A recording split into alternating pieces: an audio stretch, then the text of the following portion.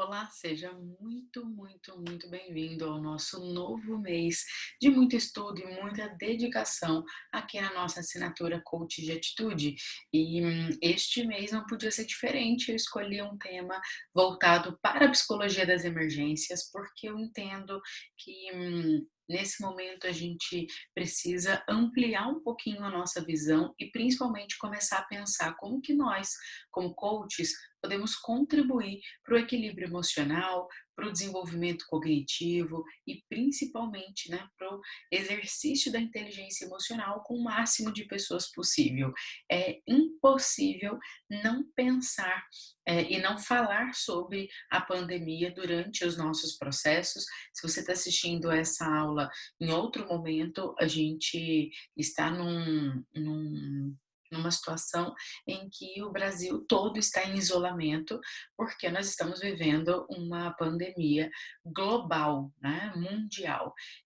Nós estamos passando aí por um momento muito turbulento e muito delicado que envolve o coronavírus, né, que é um vírus transmitido aí através eh, do contato com o vírus no dia a dia mesmo, através de um toque, através de um toque em um objeto que alguém tocou, então o isolamento ele se faz necessário. E eu decidi trazer para vocês um artigo nesse mês sobre a psicologia nas emergências, né, e uma visão mais prática que é importante a gente discutir. Quando eu fiz faculdade, né, de psicologia, eu fiz um curso de psicologia das emergências, gosto muito desse atendimento, né, pontual e acho que o coaching tem muito a ver com isso e é por isso que eu decidi trazer esse conteúdo aqui para vocês, tá? Então, o artigo que a gente vai discutir hoje é um artigo da Mariana Esteves Paranhos e da Blanca Suzana Guevara, que foi publicado eh, pela Universidade Católica lá do Rio Grande do Sul, e eu vou destacar alguns trechos que eu considero, né, fundamentais e importantes ali dentro do artigo e vou trazer já para a realidade do coaching, trazer os meus comentários e principalmente as minhas orientações de como é que você pode colocar isso na sua prática profissional, né? Que esse é o nosso grande desafio aqui. Seja você coach, seja você líder, né, não importa. O diferencial é você entender e perceber o quanto a psicologia das emergências ela traz uma visão e um amadurecimento de olhar, um amadurecimento, né, de intervenção. Né? Então a gente usa muito essa palavra na psicologia das emergências, que é você fazer uma intervenção de acordo com a necessidade daquele momento, daquela situação. Então, começando do começo, né, lá no artigo, eles trazem uma referência, né, sobre as situações de emergências e acidentes que também fazem parte de um grupo de acontecimentos que são geradores de crise. Então, existe um ponto super importante quando a gente fala de emergência, que é a questão da crise. Né? O que é crise? Nada mais é do que você entrar num estado de estresse agudo. E quando você entra nesse estado de estresse agudo, você acaba comprometendo a sua capacidade de raciocinar.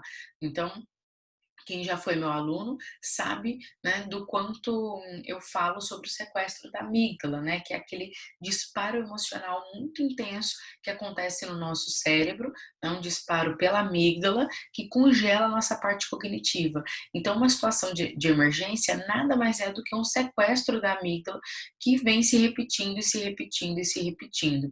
Então, os desastres, né, eles exigem uma infraestrutura emocional maior, né, para poder lidar com aquela situação e nem todo mundo tem. Então, eles trazem aí na leitura, né, e na discussão ali das referências teóricas, uma percepção que me chamou muita atenção, que eles falam o seguinte, ó, são tragédias que deflagram a fragilidade do ser humano e muitas vezes ocasionam um grande desamparo associado a traumas mais ou menos permanentes para sobreviventes e familiares que perderam um ente querido. Então, a psicologia das emergências e as intervenções em situações de emergência, elas não vão acontecer exclusivamente para quem está passando, né, para quem está sofrendo aquela emergência. Ela também precisa acontecer e precisa ser considerada para a família, né.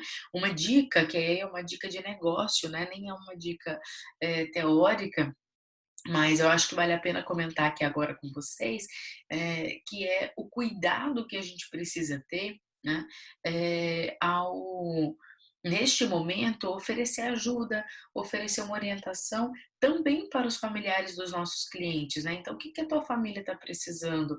O que que a sua família precisaria, né, e assim por diante. Então, porque você oferece um cuidado diferenciado, e tudo isso vai contribuindo para que o seu cliente se sinta seguro e sinta que você se importa com ele, tá. Então esse é um pontinho muito importante dentro da psicologia das emergências também, tá. Então, quando a gente pensa em capacitação profissional para trabalhar com esse tipo de intervenção, tem uma parte no artigo que eles dizem o seguinte, né? Se faz necessário a compreensão dos pilares que norteiam as chamadas intervenções em situações de emergência e catástrofes, delimitando assim os objetivos dessas intervenções e o conhecimento necessário para tal. Então é importante que vocês entendam, né, que existem conceitos básicos para fazer intervenção, e no artigo a gente vai discutir bastante sobre isso, tá? E aí mais para frente eles falam assim: qualquer manifestação, patológica ou não, serão mediadas por diversos fatores, entre eles a natureza do próprio evento, as características da personalidade da pessoa e a vulnerabilidade individual e social dos sobreviventes. Então vamos aprofundar um pouquinho nesses quesitos aqui que eu considero super importante, né? Então, por que que ele fala qualquer manifestação patológica ou não? Porque uma pessoa que tem um quadro de transtorno de ansiedade, de síndrome do pânico, de depressão, né, qualquer quadro patológico, ele vai se agravar com uma situação de emergência, tá? Uma pessoa que não tem um quadro patológico, ela também pode apresentar sintomas patológicos diante daquele momento, mas não significa que ela vai, né, ter um transtorno, uma ansiedade, um transtorno de ansiedade, uma síndrome do pânico, uma depressão, né, patológica ali, aquilo vai perdurar, pode ser que seja uma coisa do momento, tá? Tudo isso porque vai variar de acordo com a capacidade mental, com a capacidade psíquica que a gente fala, né, do ser humano. E é muito importante a gente considerar, toda vez que o cliente chega, né, na nossa frente, que a gente tem uma situação que é momentânea e uma situação que é característica, né, que é da personalidade da pessoa. E a gente tem um terceiro fator que é da situação. Então, o isolamento, né, ele tende a um comportamento mais deprimido. Significa que todas as pessoas terão depressão? Não, tá? Mas ele tendencia a um comportamento mais deprimido. Esse é um ponto super importante para vocês levarem em consideração. Então, toda vez que estiver fazendo uma intervenção de emergência, tem que levar em consideração o quadro psíquico do cliente, né? Então, assim, qual que é o comportamento, qual que é o nível de saúde mental desse cliente e a situação que ele está vivendo, qual que é a vulnerabilidade que ele está vivendo, tá? Por quê? Uma pessoa, né? Vamos pegar um exemplo prático para ficar mais claro. Uma pessoa, ela pode estar mais deprimida, só que se você vai analisar o quadro, ela mora sozinha, ela não tem familiar perto, ela tem poucos amigos, então ela tem um contexto social que estimula aquele quadro. Então, aquele quadro não é que ele passa a não ser grave, tá? Mas você enxerga aquele quadro já de uma forma diferente. Por quê? Você enxerga ele como consequência do que a pessoa está passando, e não como uma regra ou como uma patologia, tá? Então, esse cuidado é importante que vocês tenham na hora de fazer as escolhas de intervenção, tá? E aí, mais para frente do artigo, eles citam o Selaqueu, que diz o seguinte: a descrição dos sintomas psicológicos manifestados por essas pessoas, né, que ele cita aí um incêndio num clube noturno, e aí ele fala, né, a manifestação, né, dos sintomas psicológicos dessas pessoas foi o ponto central para o desenvolvimento de aportes sobre o processo de luto e as suas etapas até a elaboração da perda.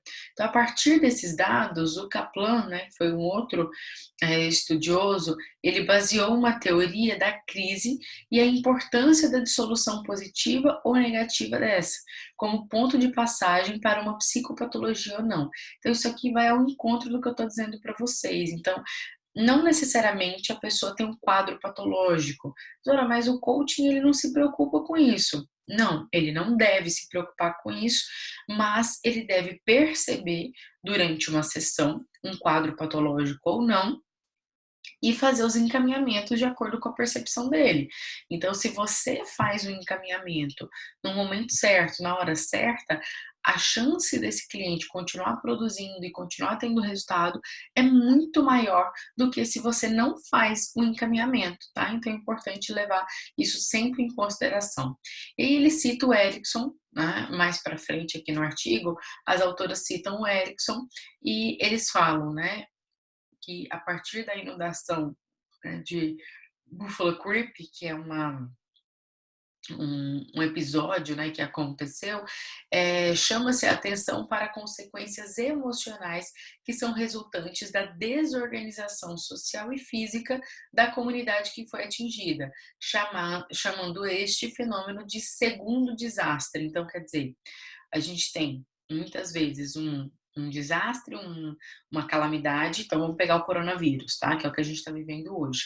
O coronavírus é uma situação, pessoas morrendo pelo coronavírus é uma situação, né? E a repercussão disso é uma consequência, certo?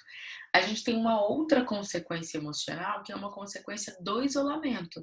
Então, qual é a consequência que as nossas pessoas, né, os nossos entes, os nossos clientes, os nossos colaboradores, os nossos liderados, qual a consequência que essas pessoas terão a partir do isolamento? Que a gente tem consequência financeira, tem consequência emocional, tem consequência familiar, né? Então tem muitas pessoas que estão sofrendo, né, dentro de uma estrutura familiar que não estava preparada para viver em isolamento. Então é importante considerar que a gente tem a consequência do episódio, né, da situação, e a consequência emocional da situação. Como coaches, é muito importante considerar a consequência emocional. Por quê? Porque a gente lida com comportamento. E o comportamento nada mais é do que uma consequência da emoção, tá? Então, toda vez que você for falar com o cliente, leve isso em consideração. Qual é a consequência emocional do coronavírus na vida daquele cliente? Anota essa pergunta, porque essa pergunta vale ouro, tá? Então, qual é a consequência emocional deste cliente? Né, da situação que esse cliente está vivendo. E aí, mais para frente, a gente tem um ponto que eu achei super importante, que elas trouxeram 6 categorias de vítimas que são avaliadas de acordo com o grau de aproximação e relação com o evento trágico. Então, a gente tem ali pessoas que sofreram muito com o coronavírus e pouco com o coronavírus. Então, vamos entender, né, quais são essas 6 categorias. De primeiro grau são as pessoas diretamente envolvidas, então médicos, pessoas que pegaram o vírus, pessoas que morreram com o vírus, familiares de pessoas que morreram com o vírus. De segundo grau são os familiares diretos das vítimas de primeiro, né? Então, aí a gente considera já de segundo grau. Né? Eu citei para vocês primeiro, englobei todo mundo, mas vamos desmembrar que eu acho que vai ficar mais fácil. Então, o primeiro grau são as pessoas que pegaram o coronavírus, tá? Segundo grau são os familiares diretos das vítimas de primeiro grau. Terceiro grau são os profissionais de equipe de resgate, então são os médicos, o pessoal que está na linha de frente, os psicólogos que estão, né, ali nos hospitais lidando com tudo aquilo, enfermeiros, técnicos de enfermagem, enfim, todas as pessoas que são profissionais que a gente considera equipes de resgate, né, equipes que estão lidando com aquilo. Em quarto grau, a gente tem a comunidade ao redor da situação. Tá? Então, a comunidade ao redor, né, do desenvolvimento, né, pensa assim, nas pessoas que estão envolvidas, nós que estamos envolvidos direto e indiretamente com o coronavírus. quinto grau são as pessoas que se envolvem pelo simples fato de conhecer o que está acontecendo. Então, vamos pensar quando o vírus ainda não tinha chegado no Brasil. A gente olhava a situação na China, olhava a situação na Itália, ficava triste, mas a gente tomava consciência só daquilo. Eu morei na Itália, fiquei muito triste com o que aconteceu, mas eu estava só como espectadora, tá? Isso, gente, traz uma percepção importante que é do nível de envolvimento que aquela pessoa tem com o desastre, com a situação que está acontecendo, e ajuda o cliente a voltar, entendeu? Então o cliente está ali muito atordoado. E aí, quando você apresenta para ele que existem níveis de envolvimento, como eu estou apresentando aqui para vocês agora, e aí você pergunta qual que é o teu nível de envolvimento, como que está acontecendo? E ele fala, poxa, grau X, né, o grau 4, grau 5, então quer dizer, né, tem muito chão ainda, né, para isso chegar até você. Então, de fato, o que que você pode fazer de diferente? Então, esse é um tipo de intervenção que você pode fazer. A gente vai estudar melhor isso lá na aula prática, tá? E aí a gente tem o último grau, que são as pessoas que são afetadas pelo vírus, mas de uma forma mais indireta, de uma forma mais leve, de uma forma mais distante. Então, tudo isso, gente, para trazer uma percepção do quanto a psicologia das emergências pode contribuir para, para o seu desenvolvimento e principalmente para o seu posicionamento em relação tanto aos clientes quanto aos novos clientes que vão aparecendo para você. Tá? Então, o que se busca hoje em dia é uma intervenção mais precoce, né? Quando a gente fala aí de desenvolvimento e de intervenção, de psicologia das emergências, a gente fala de intervenção precoce. É exatamente por isso que eu escolhi trazer isso aqui para vocês, né? Para a gente discutir. Então, no que diz respeito às manifestações emocionais de curta duração, a intervenção precoce ela vai auxiliar os indivíduos a minimizar os efeitos. Então, o que é minimizar um efeito de uma pandemia, por exemplo? Né? Minimizar o efeito é você falar sobre saúde emocional, falar sobre cuidados, né, com equilíbrio, com foco, com desenvolvimento. Por quê? Quanto mais você fala sobre isso, mais você promove a consciência e a percepção, né, do quanto as pessoas podem aí se desenvolver cada vez mais e se preparar emocionalmente para esse tipo de situação, né, de emergência. Então, o cuidado, né, que eu gostaria que vocês tivessem e a reflexão que eu estou trazendo aqui de uma forma bem prática e bem objetiva é que todas as pessoas elas possuem habilidades e condições de superação, tá? Então, o nosso cérebro ele é criado para viver superações em situações de estresse. Só que você precisa ajudar o seu cliente a construir esse caminho. Por quê? Alguns têm esse caminho já bem desenvolvidos e outros não. E pode ser que o seu cliente ainda não tenha. E como é que a gente constrói isso? A gente constrói isso praticando bastante inteligência emocional e na aula prática a gente vai ver muito mais exemplos de como você pode, né, colaborar e organizar o pensamento do seu cliente para ele ter cada vez mais retorno. Então, eu espero você na aula prática, compartilha o teu aprendizado, compartilha, me marca lá no Instagram, Zora Viana, eu vou adorar ver que você está estudando e traga suas dúvidas, que para mim é sempre um prazer trazer um conteúdo cada vez mais personalizado aqui para nossa comunidade. Vamos agir?